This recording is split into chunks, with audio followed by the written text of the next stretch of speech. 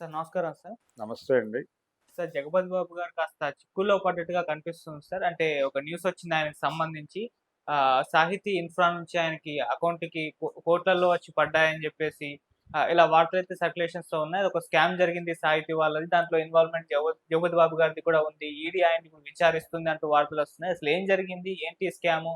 మరి దీనికి 'జగపతి బాబు' గారికి ఏంటి సంబంధం? మీరేం చెప్తారు సార్ దీని గురించి? అంటే సాహితీ ఇన్ఫ్రా అంటే ఈ అపార్ట్మెంట్స్, విల్లాస్ హ్మ్.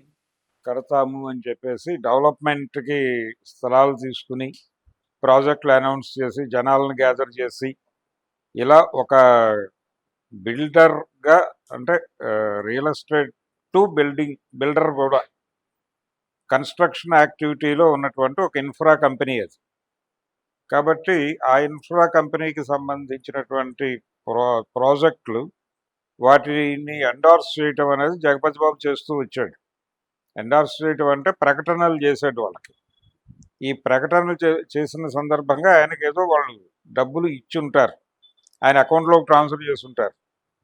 ఆ కంపెనీకి జగపతి బాబుకి మధ్య ఆర్థిక లావాదేవీలు జరిగాయి, అది కోట్లల్లో ఉంది అనేది చెప్తున్నారు. అయితే విషయం ఏంటంటే దాదాపు 284 కోట్లు ఆ లెవెల్లో వీళ్ళు జనం దగ్గర నుంచి డబ్బులు వసూలు చేశారు.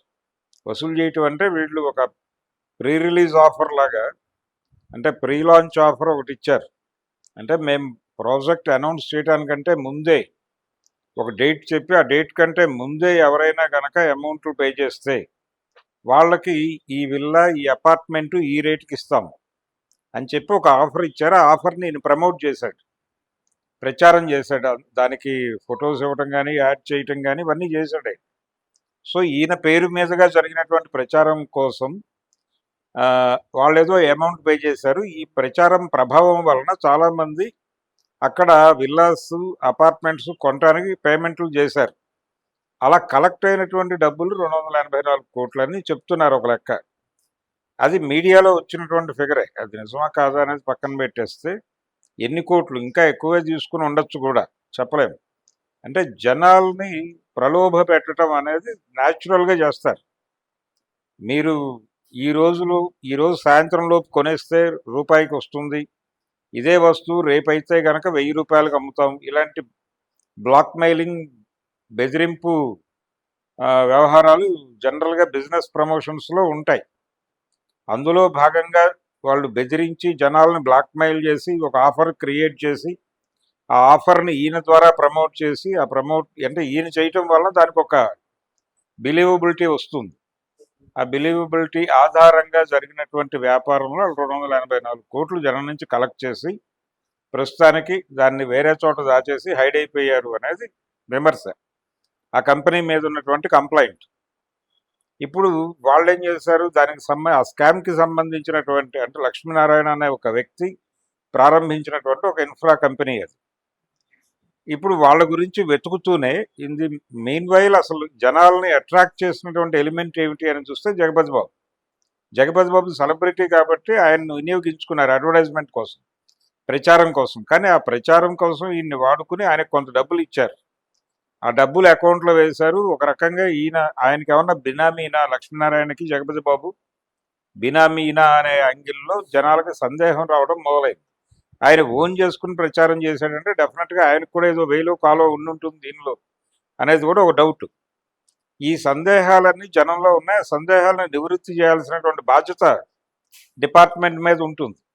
అందుకని ఆ నివృత్తి చేయడంలో భాగంగా ఇప్పుడు ఈడీ ఆయన్ని పిలిచి విచారణ చేసింది. అయ్యా, మీ అకౌంట్లోకి ఇన్ని కోట్లు వచ్చాయి, వీటికి సంబంధించినటువంటి వివరాలు ఏమిటి, ఎక్కడి నుంచి వచ్చినాయి, ఎవరిచ్చారు, ఎందుకు ఇచ్చారు, గతంలో ఇదే పని చేయటం వల్ల మీకు ఇంతే వచ్చిందని ప్రూవ్ చేసుకోగలరా అని, ఇలాంటివి దీనికి సంబంధించి ఆ డబ్బులు ఎక్కడి నుంచి వచ్చాయి, ఎలా వచ్చాయి, అది రావటం అనేది జెన్యూనా కాదా అనేది విచారణ.